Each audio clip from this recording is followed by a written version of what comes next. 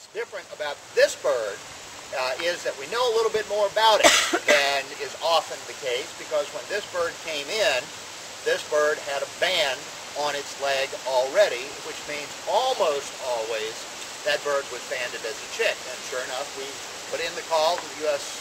Geological Survey's bird banding laboratory, and they said, well, have you ever heard of this guy, Brian Watts? So, yeah, we sort of had. And so, Brian, can you tell us about the bird, about the banding? Yeah, sure. This bird was banded as one of two nestlings that was in a nest at Camp Perry. Camp Perry is just across the peninsula on the York River there. And it was part of a study that my graduate student, Catherine Martin, did in 2003 and 2004. She actually worked here on Westover too, in a nest just down the road there. And she was looking at diet and chick growth. And so we had video cameras in a lot of these nests, including the one here at Westover. We also had a nest on Berkeley with a camera in it. And she was looking at the types of food that came into the nest to feed the chicks. That was a 2-year study, but this particular bird was one of two that was in a nest there at Camp Perry, and so we handled it twice. We would go into the nest and measure the chick when it was about 20 days old, and then come back when they were about 40 days old and measure the chicks again. And so we banded this bird as a nestling and didn't know anything about it until we got the call later, so many years later. It's not that often that you band a chick and then are reunited some years later. So that's the reason why we're here to see this bird. But that study told us a lot about the diet of these birds as a function of salinity and what they're feeding on up here on the upper James, the upper York, the upper Rappahannock. It also told us that the Chesapeake Bay is a tremendous area for eagles. It turns out that the chicks here in the Chesapeake Bay grow faster than any other population across the range. So it's an incredible place for eagles. You might know that our population went down to about 30 breeding pairs in the 1970s. This year we flew that annual survey and has 615 pairs here in Virginia in the portion of the bay. This part of the James River is a tremendous convergence area for eagles all up and down the Atlantic coast. We have birds that fly here in the summer from Florida and South Carolina. We estimate now that there may be 2,000 birds that are flying up to the southeast of the bay in midsummer. Many of them congregate in this part of the Chesapeake Bay. And then in the wintertime, we have birds that come down from the maritime provinces of Canada and New England and come down to the bay as things freeze up there. And so all these populations seem to converge on the bay, and this particular place here on the bay, the upper James River, seems to be sort of a jewel amongst all these places in the bay. We've counted as many as 450 birds out here on the shoreline in a single day. So it's just a great place to be able to release these birds back among the eagles that are here. And I'm sure Lucy knows that, probably sees them out here, you know, on the lawn. Unfortunately, the tree I had out there was a dead sycamore tree, and I would go out every morning and say, "Good morning, Mr. and Mrs. Eagle." There were always, you know, a tree all sitting there, and as many as 4 sat in there. But unfortunately, it's about killed the tree, and we have to take it down. The old bigger branch fell down. There's a stump, and we have only put one piece of land in there. They don't like it that low. We need to find something else. There's a few here. So this bird has contributed to something, you know, some of the things that we know about eagles in the Chesapeake Bay, and it's great to see this bird, you know, recovered and ready to go back out into the wild. So. Good, thanks, Brian. Any questions for Brian? One of the things that he just touched on is the sophistication of our studies and understanding of these birds. Some of the other studies going on there at William & Mary include looking at mercury levels and all types of wildlife and living systems along some of our rivers, particularly up our way. The South River that runs through Waynesboro, Virginia, which is a tributary of the South Fork of the Shenandoah River, which eventually becomes the Shenandoah and then on into the Potomac.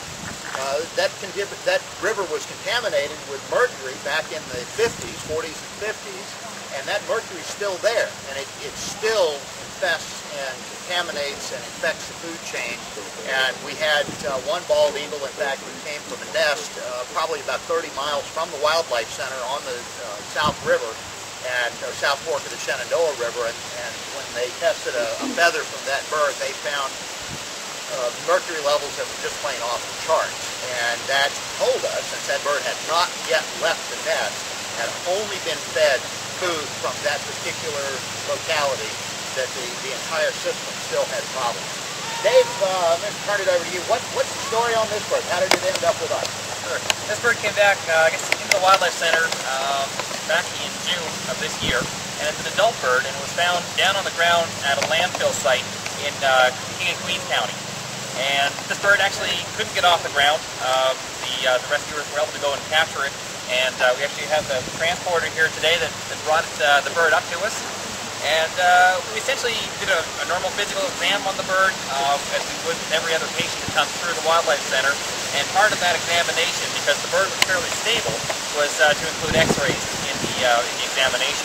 And when we did that, we found out that the left wing on the ulna bone, sort of out in this part of the wing, it was fractured in 2 places.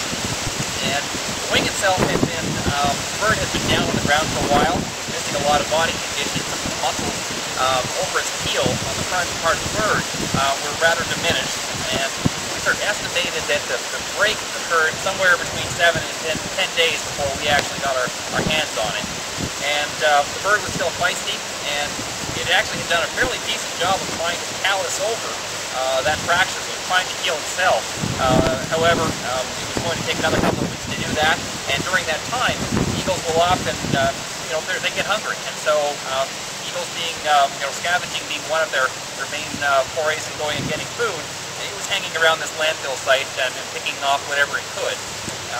So when the bird actually came into us, we found the broken wing, and because it was healing itself so well, we actually didn't even have to go to surgery with this bird. All we needed to do was provide supportive care and make sure that that wing was being stretched in a manner that provided, stretched the tendons and stretched all the muscles, so that we basically provided physical therapy for this bird. So once that was done, we transferred the bird to one of our flight pens and let it exercise and provide physical therapy all on its own. And up until this morning, the bird has been up in one of our larger eagle flight runs, just flying back and forth. And I have to say, I was telling Ed earlier today, our flight runs are approximately 16 feet wide. And in the past, I have seen some larger birds go flying down these flight runs and circle around and come back the other direction without touching a perch or without touching a wall, but they've always been turkey boners. They can do that very easily. I've never seen a bald eagle do that until this bird. This bird can actually be very agile. It can bank in the cage and then fly back the other direction. So I don't want to ramp it up too much, but I'm anticipating a good release on this one. So, yeah. That's the story of this bird. David's never been here to Westover, and his first question was, so are you going to release it over the water? He's like, not in this lifetime. We're still talking about a release. I'm sure Brian heard a story where the U.S. Fish and Wildlife Service released the bald eagle with then President Clinton near the Department of Wildlife study area, research area, and the bird flew over the trees and everybody applauded. 2 ospreys hit the bird and went down into the Hudson River. They had to find the Secret Service guys were out there with a boat. Oh my God. Get a biologist, go out there, pull this bird out of the water, and fortunately the television cameras didn't see it. It didn't stay a secret very long. One of our colleagues, Craig Popey, who works for the U.S. Fish and Wildlife Service, is still living that down. And he probably never will.